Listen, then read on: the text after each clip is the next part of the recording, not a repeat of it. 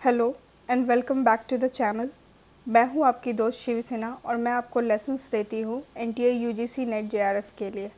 तो दोस्तों, मैं आज का लेसन जो है आपका टीचिंग एप्टीट्यूड का फिर से कंटिन्यू करना चाहूँगी। आई होप आपको लास्ट लेसन पसंद आया होगा और मैं अब इसको कंटिन्यू करके पार्ट 2 बनाना चाहूँगी।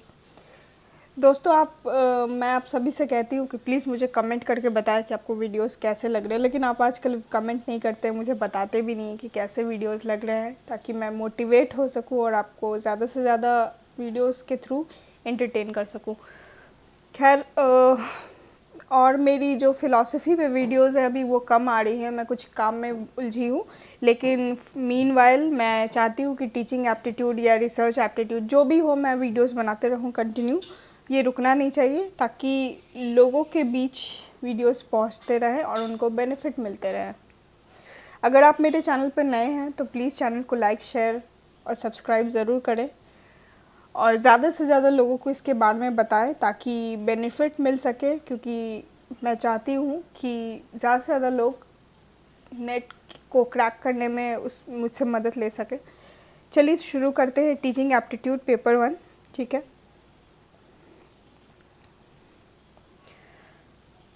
आज जो हम पढ़ने वाले हैं, पिछली बार मैंने बताया था कुछ फेमस डेफिनेशंस और क्या क्या पढ़ना था टीचिंग एप्टीट्यूड में। आज मैं कंसेप्ट ऑफ टीचिंग यानी टीचिंग का जो कॉन्सेप्ट है, मेन कॉन्सेप्ट, उसको मैं डिफ़ाइन करना चाहूँगी, उसके बारे में बताना चाहूँगी। तो सबसे पहले हम लोग जान लेते हैं कि टीचिंग को करने के लिए किसी भी एक इंडिविजुअल में बहुत सारे क्वालिटीज़ होते हैं। ठीक है, लेकिन उसमें से जो 3 क्वालिटी है वो सबसे इम्पॉर्टेंट होता है टीचिंग करने के लिए, उसको फुलफ़िल करने के लिए, उस एक्ट को निभाने के लिए। वो ये है, सबसे पहले तो है नॉलेज। किसी भी पर्सन के पास नॉलेज होना चाहिए। जब तक किसी व्यक्ति को किसी सब्जेक्ट का नॉलेज नहीं होगा जिस बारे में जिसकी वो टीचिंग करने जा रहा है, तो फिर वो टीचिंग प्रॉपर्ली नहीं कर पाएगा, वो कहीं ना कहीं फंबल करेगा, फंसेगा। आप देखते होंगे कोई भी कुछ टीचर्स ऐसे होते हैं जिनको बहुत कम नॉलेज होता है और वो पढ़ाने आते हैं और बच्चों को समझ में भी नहीं आता है बहुत टाइम। तो वो कहीं ना कहीं ये होता है कि कभी कभी क्या होता है, टीचिंग स्किल्स भी प्रॉब्लम करती है, लेकिन नॉलेज प्रॉपर आपको किसी भी विषय में होना चाहिए। अगर आपको किसी चीज़ का नॉलेज नहीं है तो आप उस विषय को लेकर टीचिंग नहीं कर सकते हैं। दूसरा चीज़ है कम्युनिकेशन स्किल। कई बार ऐसा होता है, कम्युनिकेशन स्किल्स यानी कि बातचीत की प्रक्रिया, समझने समझाने की प्रक्रिया, बोल के या फिर समझा के कैसे आप अपने स्टूडेंट को डील करते हो, कैसे उसको हैंडल करते हो।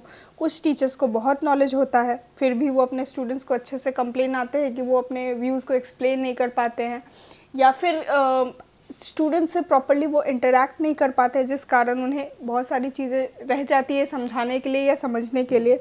तो कम्युनिकेशन स्किल्स बहुत इम्पॉर्टेंट होता है टीचिंग के एक्ट को फुलफ़िल करने के लिए। थर्ड जो है एप्टीट्यूड।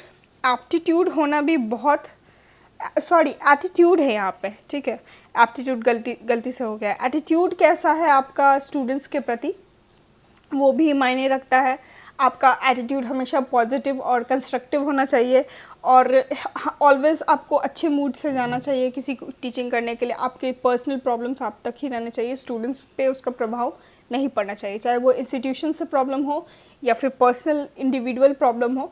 जब आप क्लासरूम में आते हैं तो आपका फोकस सिर्फ और सिर्फ स्टूडेंट्स को, मतलब टीचिंग पे होना चाहिए, ताकि स्टूडेंट्स को ज़्यादा बेनिफिट मिल सके, आपसे वो सीख सके।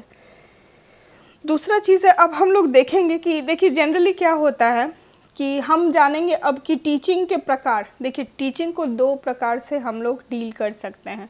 जैसे ही हम लोग टीचिंग की बात करते हैं, हमारे दिमाग में एक कॉन्सेप्ट आता है, सीधा हम लोग ये सोचने लगते हैं, ठीक है, कि टीचिंग का मतलब क्या होता है कि जहाँ पे एक टीचर है और बच्चे बैठे हुए, एक क्लासरूम का माहौल है। एक टीचिंग शब्द बोलते ही एक आइडिया उत्पन्न हो जाता है सामने में, आंखों के सामने आ जाता है दिमाग में कि क्लासरूम है, बोर्ड है, बच्चे हैं, टीचर है, वो लोग इंटरैक्ट कर रहे हैं या फिर लिख रहे होते हैं या पढ़ रहे होते हैं, ऐसा होता है। तो ये एक टिपिकल टाइप ऑफ एग्जाम्पल हो जाता है टीचिंग का, ये टिपिकल टीचिंग है। लेकिन टीचिंग को हम लोग लिमिटेड नहीं कर सकते हैं क्लासरूम और एक प्रॉपर स्टूडेंट टीचर इन्वायरमेंट, जैसे कि बहुत सारे बच्चे बैठे हैं, एक टीचर बैठा है, वो पढ़ा रहा है उसको, उन लोगों को, तो ऐसा हम लोग उसको टीचिंग को सीमित नहीं कर सकते हैं। लेकिन ये जो टीचिंग का प्रकार है, ये एक तरह का फॉर्मल प्रकार है, ठीक है, फॉर्मल टीचिंग कहते हैं इसको। और टीचिंग को हम लोग दो तरह से देख सकते हैं, फॉर्मल टीचिंग भी होता है और इनफॉर्मल टीचिंग होता है, ठीक है। ये जो एग्जांपल लिया गया है क्लासरूम और स्टूडेंट्स और टीचर्स का कम्युनिकेट करते हुए, बातचीत करते हुए या समझते समझाते हुए, तो ये एक क्लासरूम टीचिंग का एग्जांपल हो गया। लेकिन इनफॉर्मल टीचिंग भी एक तरह का टीचिंग होता है जिसमें कि हम लोग क्या करते हैं, जो कि हमारे एक मतलब क्लासरूम एनवायरनमेंट के बाहर जो टीचिंग होती है उसे हम इनफॉर्मल टीचिंग कहते हैं। जैसे कि आप अपने दोस्तों से भी बहुत कुछ सीखते हैं, अपने फैमिली से भी सीखते हैं, अपने सोसाइटी से भी बहुत सारी बातें सीखते हैं, या फिर टेलीविज़न में कुछ आता है, शो आता है वगैरह आता है, वो सारी चीज़ें सीखते हैं, वर्कशॉप्स लगता है। वो क्लासरूम प्रॉपर टीचिंग मेथड नहीं है, वो हम अपने एनवायरनमेंट से भी बहुत सारी चीज़ें सीखते हैं। और सबसे अच्छा एग्जाम्पल है कि जब स्कूल नहीं जाता है पहले, तो अपने घर से ही वो पहले उसकी इनिशियल टीचिंग शुरू होती है, उसको एजुकेशन उसका स्टार्ट हो जाता है, वो सीखना शुरू कर देता है, उसके पेरेंट्स उसे पढ़ाते हैं। तो इस टाइप की ऑफ टीचिंग को हम लोग इनफॉर्मल टीचिंग कहते हैं। तो ध्यान रहे दोस्तों, टीचिंग्स के दो प्रकार हो गए, फॉर्मल एंड इनफॉर्मल टीचिंग, ठीक है। जो क्लासरूम बेस्ड टीचिंग होगा वो फॉर्मल टीचिंग होगा, जो क्लासरूम से बाहर जो भी एजुकेशन या लर्निंग होती है लर्नर्स की, उसे हम इनफॉर्मल टीचिंग कहते हैं, ठीक है। Teaching can be defined in many ways, इसको हम लोग और भी कई तरीक़ों से डिफ़ाइन कर सकते हैं। अपार्ट फ्रॉम जो डेफिनेशंस मैंने आपको लास्ट क्लास में बताया था, उसके अलावा भी बहुत सारे डेफिनेशंस हो सकते हैं टीचिंग के।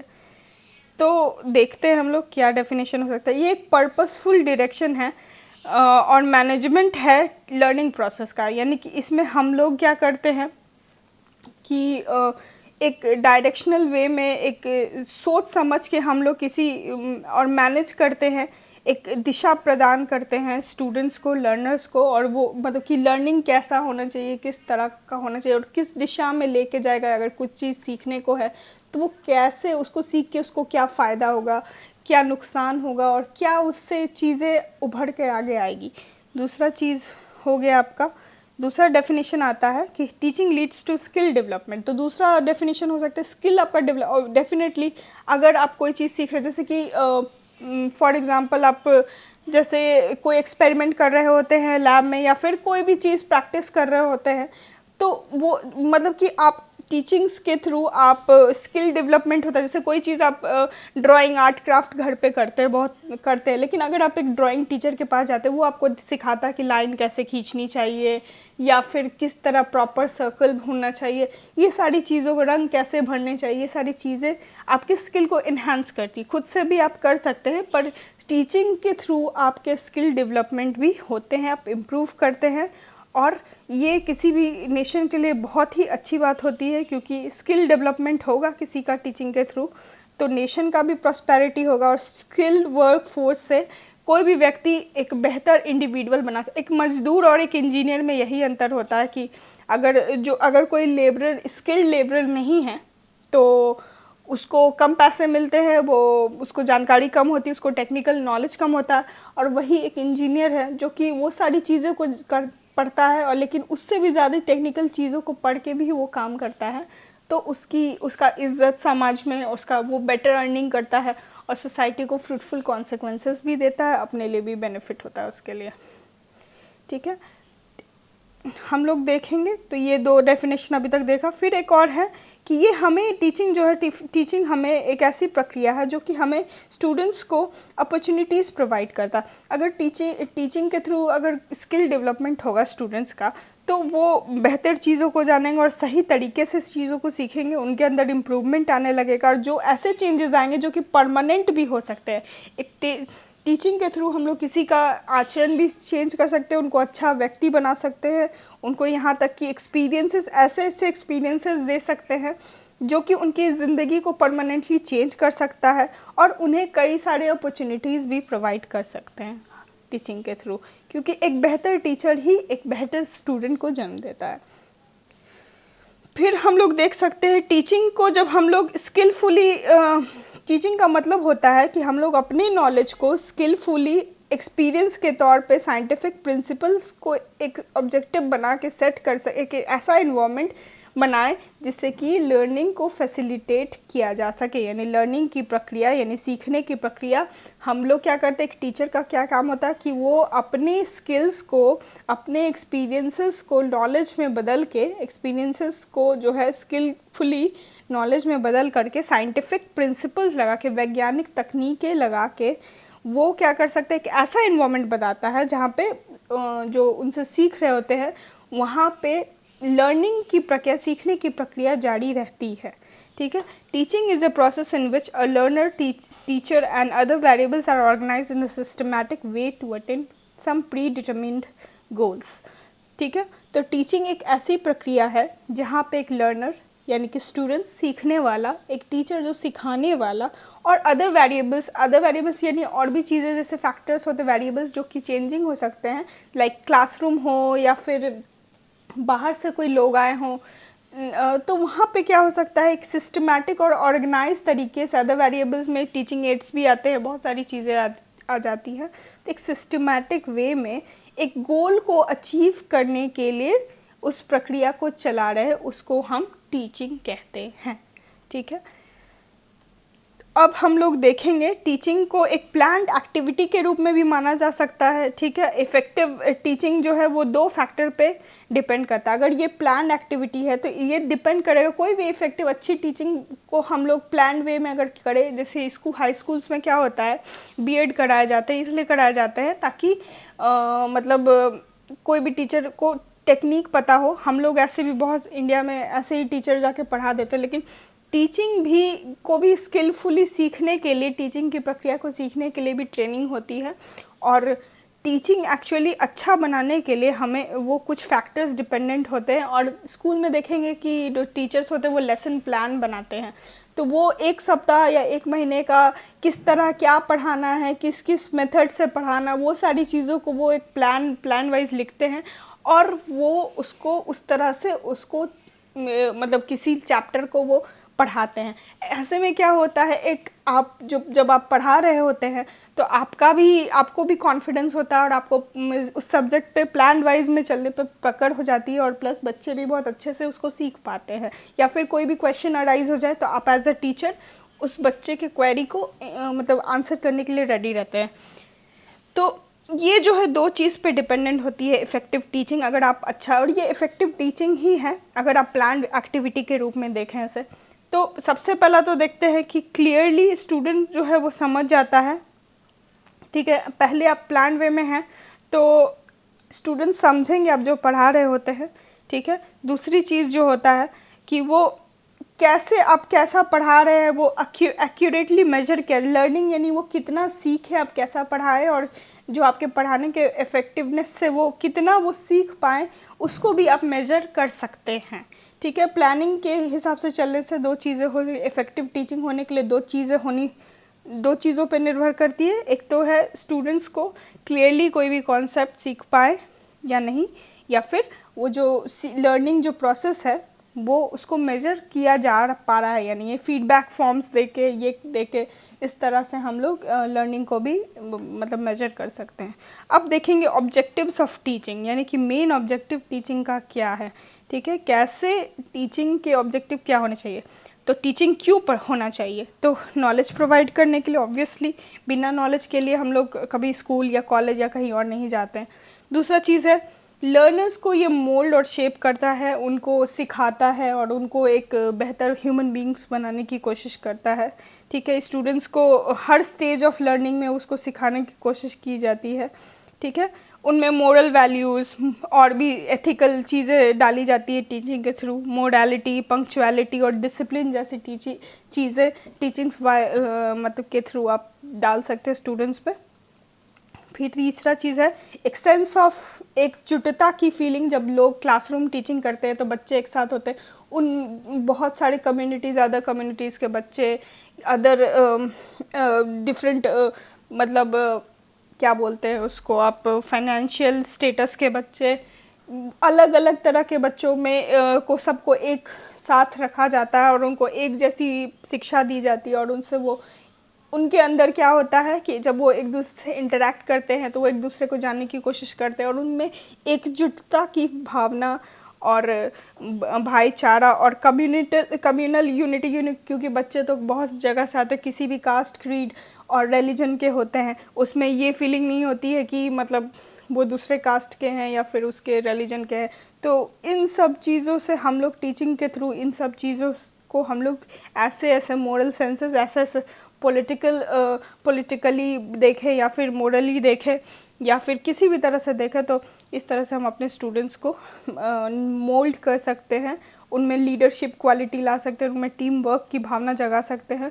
और लर्नर जो है वो क्लासरूम एक्टिविटीज़ को के थ्रू हम लोग उसमें ये चीज़ों को डाल, जैसे ग्रुप बना दिया गया स्टूडेंट्स का और वो लोग मिलके एक दूसरे मतलब despite of caste, creed, race and religion, ये सब का कोई भेदभाव नहीं होता, बच्चों की ग्रुप बना दी जाती है या फिर स्टूडेंट्स की ग्रुप बना दी जाती है और वो मिलके एक साथ काम करते हैं। तो इससे क्या होता है कि उनके बीच भी आपस का संबंध अच्छा होता है और मतलब वो किसी भी चीज़ को बेहतर ढंग से सीखते हैं। और इन सब टीचिंग के थ्रू हम लोग स्टूडेंट्स के रूप में एक बेटर सिटीज़न कल के लिए तैयार कर रहे होते हैं, अपने नेशन के लिए तैयार कर रहे होते हैं। अब कंक्लूड कर लेते हैं इसको। कंक्लूजन में हम देखेंगे कि क्या है ऑब्जेक्टिव टीचिंग का, ठीक है। तो हम देख सकते हैं कि दूसरे शब्दों में कहा जाए तो ऑब्जेक्ट ऑफ टीचिंग है, the main object of teaching है कि ये एक all round development of student है, यानी हर तरह से हम लोग स्टूडेंट्स को डेवलप करते हैं, उनके पर्सनालिटी को, उनके मेंटल आउटलुक को, उनके मतलब जो भी मेंटल कैपेबिलिटीज़ होती है, इनर क्वालिटीज़ को डेवलप कर सकते हैं किसी भी। तो ये गांधी जी का भी बहुत फेमस स्टेटमेंट है, education is the all round development of an individual, यानी इसीलिए हर तरह से उनको काम करना चाहिए, चाहे सिर्फ वो पढ़ाई लिखाई बुक्स तक ही नहीं, फील्ड वर्क, टीम वर्क, ऐसी सारी एक्टिविटीज़ में उनको इंगेज करनी चाहिए। अब देख लेते हैं फैक्ट इनकाउंटर। इसको करने से पहले मैं आप सभी से रिक्वेस्ट करूँगी कि प्लीज़ मेरे चैनल को लाइक, शेयर और सब्सक्राइब करें, ताकि ज़्यादा से ज़्यादा लोगों को मतलब इसका बेनिफिट मिल सके, आपके दोस्तों को ये पता लग सके कि नेट के लिए भी क्लासेस होते हैं फ़िलासफ़ी के, और पेपर 1 भी मैंने शुरू किया है, तो आपको बेनिफिट इसका मिल सके। और फ्रेंड्स प्लीज़ मुझे कमेंट करके बताएं, प्लीज़ आप लोग कमेंट नहीं करते, मुझे प्लीज़ बताइए कि कैसा चल रहा है, मैं ठीक से पढ़ा पाड़ी हो नहीं, मेरे लिए भी फीडबैक ज़रूरी है ताकि मैं और बेहतर ढंग से आप सबको पढ़ा सकूं। तो फैक्ट एनकाउंटर देखते हैं। सस्टेनेबल डेवलपमेंट गोल बना है 2030 तक जो है वो टीचिंग से, देखिए यहाँ से आ रहा है इसलिए मैंने सोचा कि इसी में डाल दूँ कि इंक्लूसिव और इक्विटेबल क्वालिटी एजुकेशन प्रमोट करने के लिए, life long learning opportunities provide करने के लिए 2030 तक। इसको हिंदी में भी देख लेते हैं एक बार। तो हिंदी में है, उद्देश्य क्या है सस्टेनेबल डेवलपमेंट गोल का 2020 तक, समावेशी और समान गुणवत्ता वाली शिक्षा सुनिश्चित करवाना और 2030 तक सभी के लिए आजीवन सीखने के अवसरों को बढ़ावा देना। तो ये है सस्टेनेबल डेवलपमेंट गोल। तो आप एक कॉपी नोट के लिए बना लीजिए, उसमें नोट करते जाइए, जब भी मैं ऐसे मैं पढ़ाऊँगी तब भी बताऊँगी, लेकिन कोशिश करूँगी जब लेसन्स हो जो उससे रिलेटेड जो फैक्ट्स एंड फिगर्स है उसको भी मैं देती जाऊँ। तो फ्रेंड्स ये जो भी लेसन बन रहा है केविस मदान और हरप्रीत कौर की बुक को मिला के बन रहे हैं। तो आई होप आप सभी को लेसन अच्छा लगा होगा। नेक्स्ट लेसन में मिलते हैं, तब तक के लिए thank you very much. Channel को लाइक, शेयर और बेल आइकन को हिट करना ना भूलें ताकि टाइम टू टाइम नोटिफिकेशन आपको मिल जाए।